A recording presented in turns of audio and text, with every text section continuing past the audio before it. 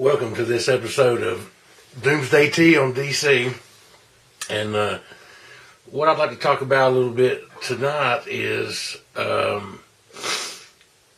like to talk about the movie toys right off the bat. And the reason why I want to do that is I didn't notice, like, I ordered Aquaman figures offline, and with Justice League, you know, I'm just searching toys just to see what I can find, and I found a huge Doomsday, and I can't remember. It came with like a 10-inch, 12-inch Superman, I think, maybe even a Batman.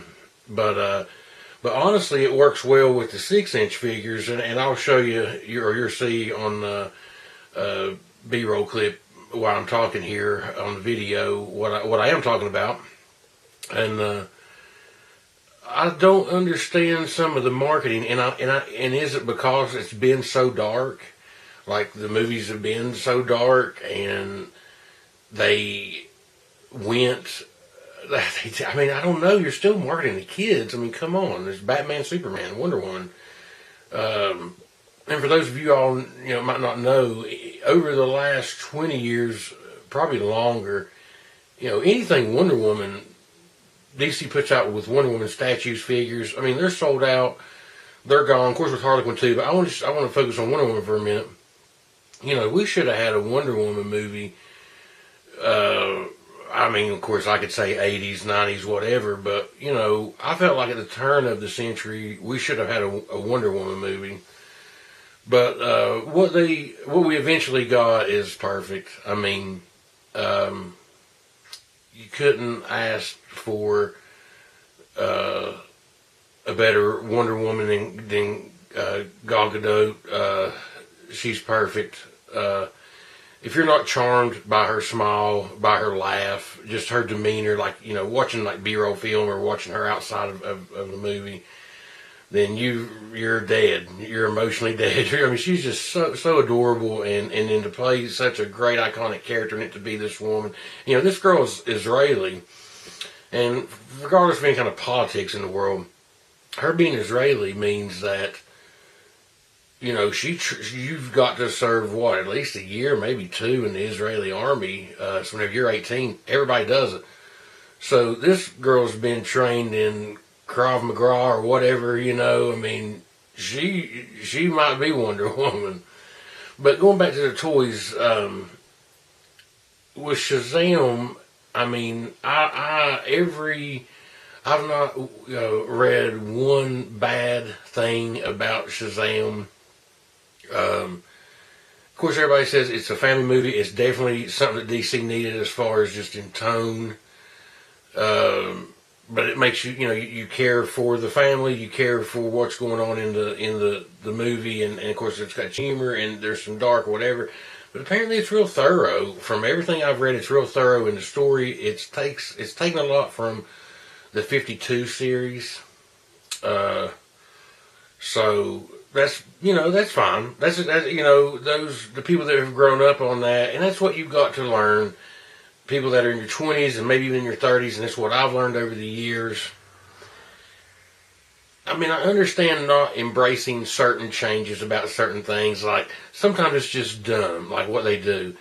Like, let's take Barbara Pennyworth, for instance. I mean, why would you make in Batman and Robin, why would you make Batgirl Alfred's niece? It really doesn't add anything to the story, where Barbara being Commissioner Gordon's daughter adds a huge element to the story. I mean, just a huge element. And, that's just some writer's crap that they did, and it don't make any sense, but hey, we got Batgirl in the movie, and I did appreciate that. I mean, it wasn't like that was necessarily like a big part or anything. But you've got to embrace change in the comics a little bit, and in the movies a little bit. You still want comic accurate stuff, I understand, because you want to see those stories retold, and I think that's therein lies the problem, is comic book people want want to see what they've read played out on the big screen. You know, if you're a Dark Knight Falls fan, or whatever you're a fan of, Kingdom Come, or Dark Knight Returns, whatever you're a fan of, you want to see that played out on the big screen, just because, But I feel like with Shazam though, I've had to order those toys, but I don't know what's released, or is it just my local store? I mean, I remember whenever DC would release anything, well, even like with Man of Steel. I mean, I bought Man of Steel toys at the Walmart or wherever. And I'm just not seeing a lot of that. Like, I'm not seeing the figures that I want to buy. I'm not seeing things I want to buy, and I don't understand that. And I don't mean probably shouldn't have started off with this, but I didn't want to talk about that Doomsday toy. I thought it was an interesting toy. It's huge. I never saw it anywhere, and it seems like to me it had Spanish on the packaging. And I open everything. It's rare that I have anything. It's still in a package. It's just the way I roll. I'm a collector. I want to touch it. I want to see it. I want to display it. I want to smell it. I want to you know what I mean? I want it in my hand. And I'm the same way with music. I mean, MP3s are fine. And, of course, putting it on my phone and be able to have it on my radio and Bluetooth it is wonderful. But I want stuff in my hand. I want hard copy. I want it in my hand. I want to touch it. I want the artwork. I want this and that. But, anyway, I'm a little confused on the marketing of the toys, and I don't understand that. But let's get into something I wanted to bring up is while we were talking about the DC Extended Universe.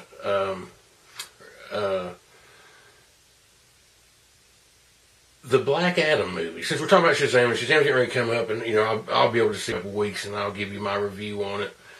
And I still want to talk about Aquaman in some of these, but word came out. I guess that was this past week on a Black Adam movie. Of course, we know The Rock has been cast as Black Adam, which is fine.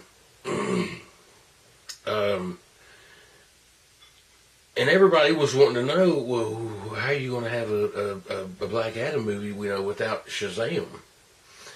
Easy. You follow the Carter Hall story with Hawkman. I mean, and this is so perfect. And rumor has it that Atom Smasher and Stargirl is in it. And if they put Wildcat in this thing, or they put anybody else, I mean, with Hawkman, Stargirl, and Atom Smasher, and of course Black Adam, I mean, you've got to feel like that we're getting a Justice Society put together in these movies that is, I mean, it's like DC secretly, like they keep saying, oh, we're not going to do ensemble movies, or at least team-up movies, but yet we're getting ensemble movies, or, you're getting these other characters in these movies, whether you like Birds of Prey. I mean, my gosh, you've got Batgirl, Harlequin, Huntress, Black Canary, and whatever, who knows? I mean, there's rumor Nightwing might be in it, a little cameo of Nightwing or whatever in it, so that would be wonderful. But it seems like DC's real good about, like I say, with Suicide Squad too. You're introducing a lot of characters in these movies without officially saying like it's a team up, or you know what I mean? It's like logically what they're saying and what they're doing is not the same thing, and nobody's calling them out on it. But I'm over here giddy about it because like I said, you're getting who knows who else we're going to get in any of these movies. I mean, you could easily have Our Man, or whoever, Sandman, whoever in this Black Adam movie. Who knows who they're going to cast and who's going to be in, who they're going to throw in. So they just keep on preaching this no team up thing. But yeah, here we are. And the only other thing I wanted to touch on movie universe wise, because it's been a big story the last few days, is the Flash movie, which you had the guys, is it Matthews and some, I don't know, the guys that did Spider-Man Homecoming which logically makes sense that these guys would do a Flash movie. Flash is fun, and Flash needs to be a little bit lighthearted, like Shazam appears to be. So,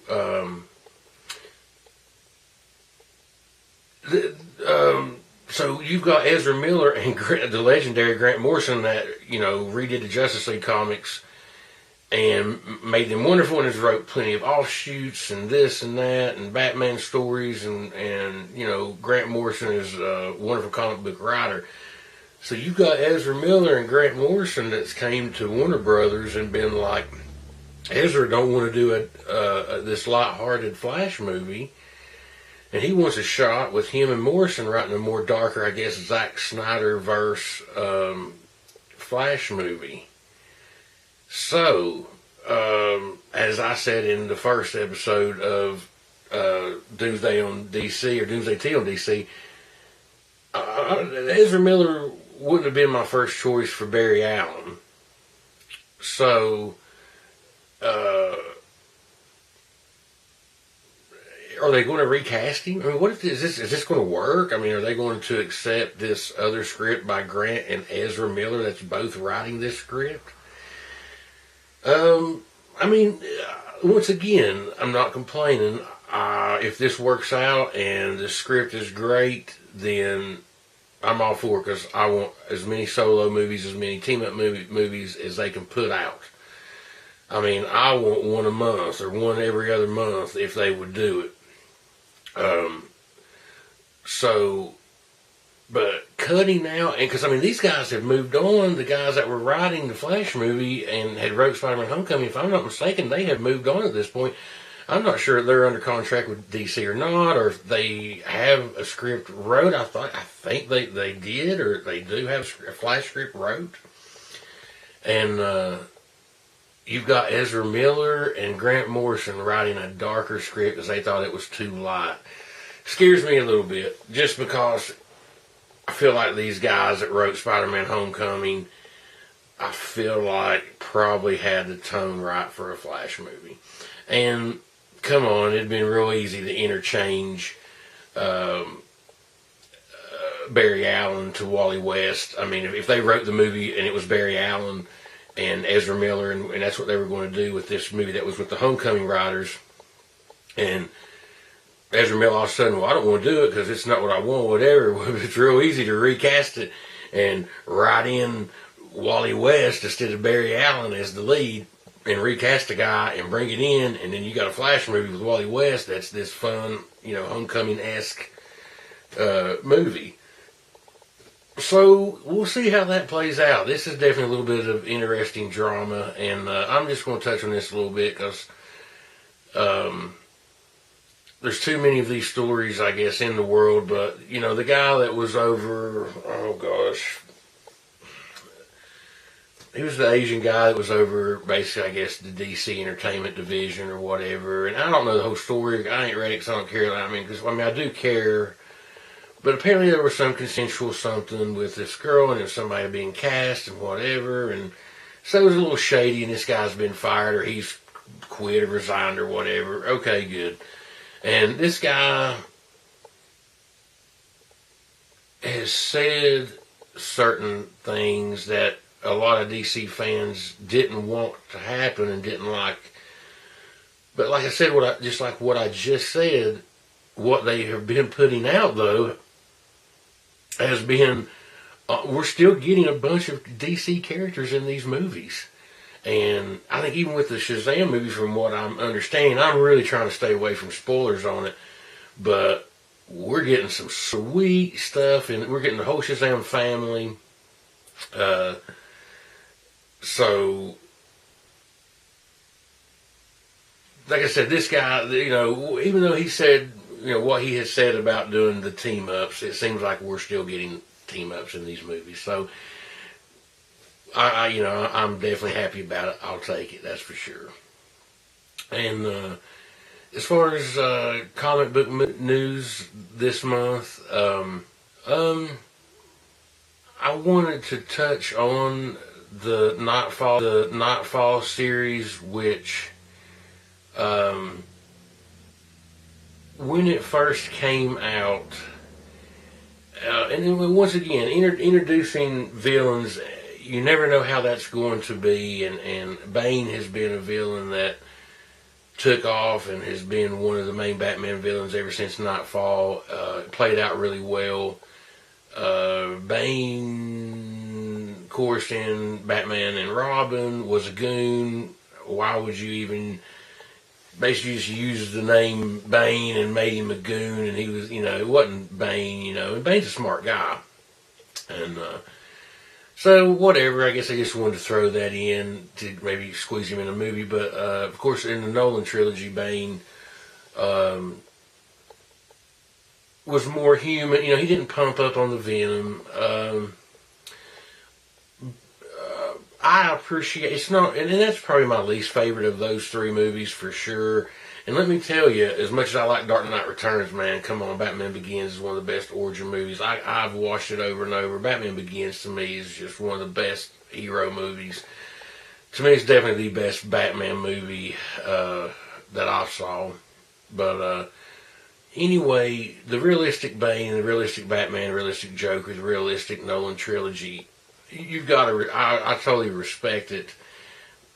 Making it realistic that, if this was to happen in real life, this is how it would go down. And Nolan definitely made it believable that a man could be Batman. Where Donner made you believe a man could fly, Nolan made you believe that a man could be a vigilante and pull it off. So I definitely appreciate that. But anyway, going back just to the Bane character, you never know what's going to stick. You throw stuff against the wall. But the Nightfall series was changing and breaking Batman's back and how it was done, how it went down. And if you've not read those stories, go back and read it all the way through to, The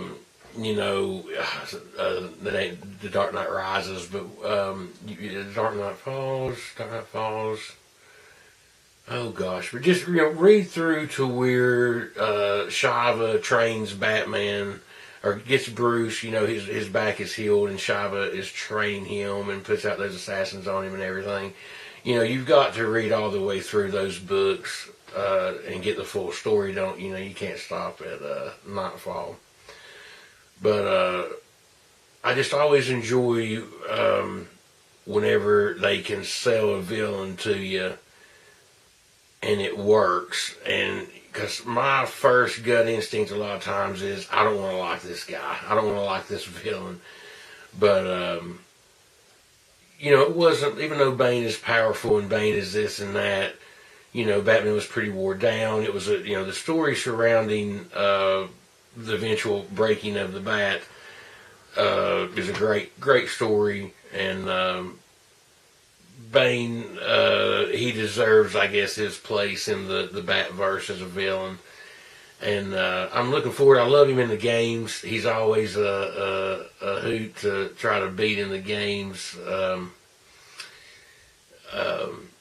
So I'm maybe looking forward to him appearing at some point in this new DC Extended Universe movies, set of movies. So I just wanted to touch on that. And like I said, to me, Nightfall, that's where The Dark Knight Returns was the beginning of changing of comics. The Nightfall series really put that to use with a great story.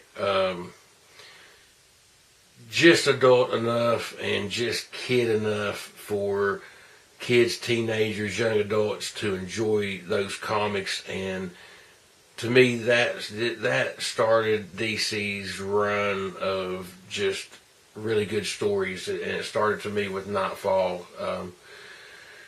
And this is whenever they redid World's Finest, we'll get into that maybe next week. But the artwork on World's Finest and the stories on World's Finest, people don't even know. They look at Batman, Superman, and they only think of maybe them individually, or they think of them together, maybe as the Justice League or whatever. Those World's Finest books are some of the best stories wrote in general, and then using those two iconic characters in that book. And the artwork is just the stories, the artwork, where they go with it is so brilliant, it will blow you away. But maybe we'll get into that next time. But appreciate you all watching, and I appreciate all the views and likes and comments, at least personally to me, about the last video. But we'll try to get back on here in a week. I know I'm a little bit late getting this one up. I appreciate watching, and that is Doomsday T on DC for this week. And thanks for watching. See you next time. Be good or be good at it.